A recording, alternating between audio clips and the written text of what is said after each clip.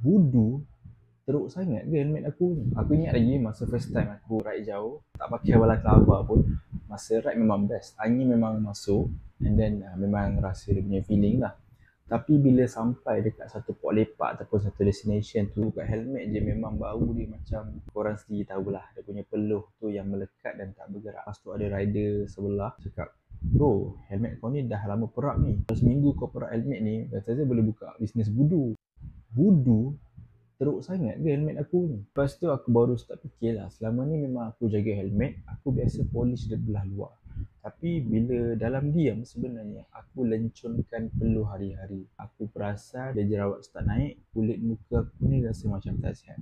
Kadang-kadang ride dalam setengah jam memang rasa gatal gila dekat aku punya kepala. And then satu hari tu masa ride kat mana aku tak ingat, member aku ni suggest dekat aku lah untuk aku try pakai balaclava daripada brand Solo Ever ni. Untuk yang first time guna balaclava ni memang akan rasa best lah, tak rasa ketat. Aku try balaclava Solo Ever ni memang rasa dia memang tak panas and then tak melekit. Helmet yang aku pakai pun memang sentiasa kering, bau pun memang maintain fresh.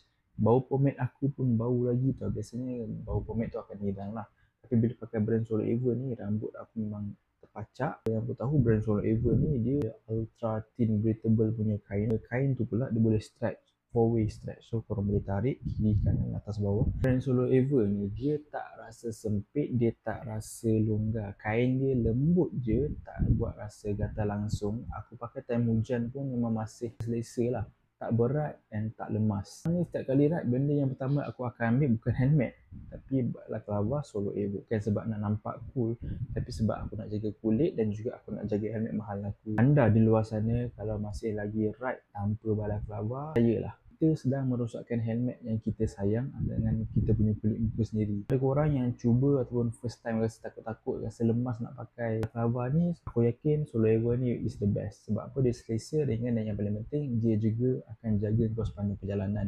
And the best is kau pakai spek, dia tak berkuap. Siapa yang nak balaclava daripada Solo Ever ni, link aku ada sediakan dekat background yang dekat bawah.